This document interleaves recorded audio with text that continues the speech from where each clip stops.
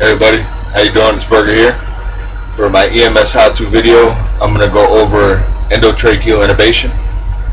Let me go over some of the things you need to prepare for an intubation. Make sure that you have all the necessary equipment. This is a basic airway roll that we have in our department. We have adult handle, pediatric handle.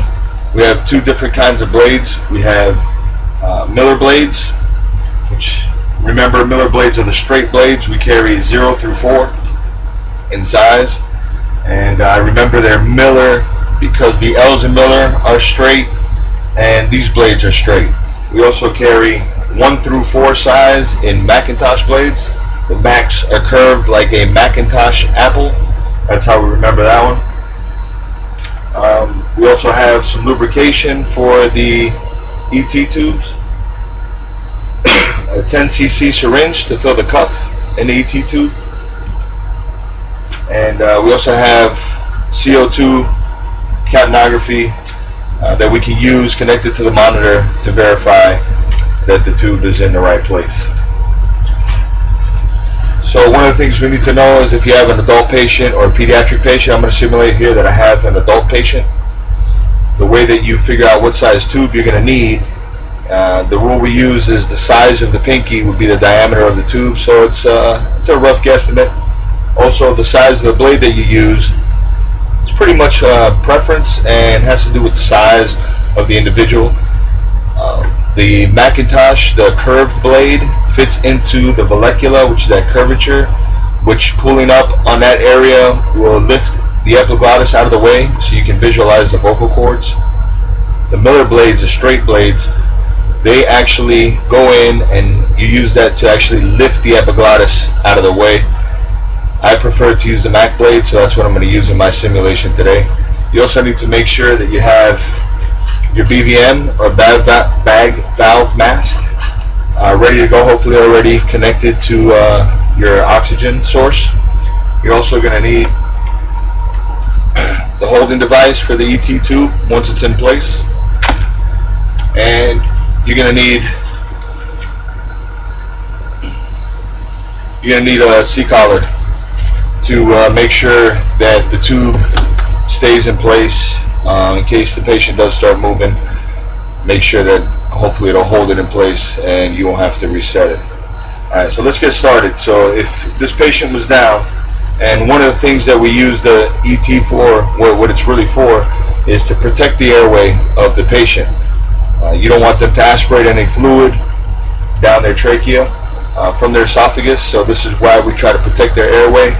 Good rule is if we're getting good bagging with just the mask, we try to keep that going, but if there's a risk of them aspirating, then we want to go ahead and intubate. Yeah, it's trouble alarm. We reset the system went back off again, showing you trouble, running contact. The alarm company advised them it's silent at this time. Alright, so if we want to make sure that we protect their airway from aspiration, then we want to go ahead and intubate if possible. So we'll make sure that they're getting, concussions are underway, keep that going, CPR, keep it going the whole way till you're ready to go. Make sure that they're getting plenty of oxygen.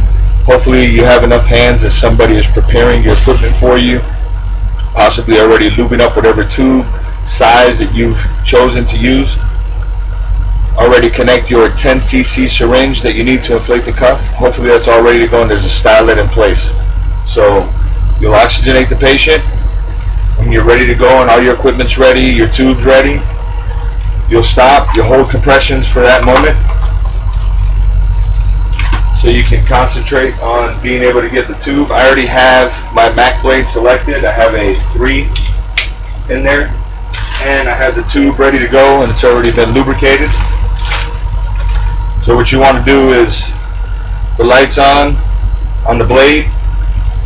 You want to make sure that you go in minding the teeth. You don't want to pry on the teeth. You want to pull up on the space. So you're going to sweep the tongue from right to left. And you're going to try to get the blade in that vallecula like we discussed. And then once you visualize the vocal cords, you're going to take your tube with the stylet, bring it in, visualize the cords, visualizing it passing through the cords. Put it in, take your blade out, I'm in.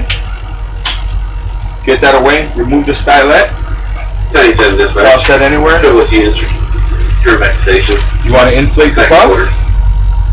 Remove that syringe because you want to make sure that it doesn't create a vacuum by accident and release that cuff. And you want to get your BVM back in place right away. Okay? So you bag. Okay? So when you're bagging, you're wanting to first check. There's a few things that you can do to make sure that you're in the right place, that you're in the trachea.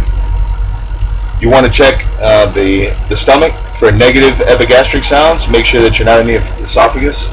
You want to check for chest rise and fall. And you want to check for lung sounds. You want to auscultate for lung sounds, which is why we'll have the stethoscope and check those things out. The other ways are obviously visualizing the tube passing through the vocal cords, misting in the tube, and we can also get your CO2 detector, which I have around here. You also want to make sure you put your device in place. Goes around the head. Bites down on the teeth. Okay, and you also want to mark where at the teeth the tube lies, and you need to document that. Okay, we also have a inline CO2 detector that we can put right here, your capnography for the LifePak 12 that we use, and that will also assure you that you're in the right place. So you got that on, and then of course, like I said, you want to put the seat collar on to make sure everything stays in place. And pretty much that's it. That's what I have for you today. I hope it was informative. I know it's a mess, but usually codes are.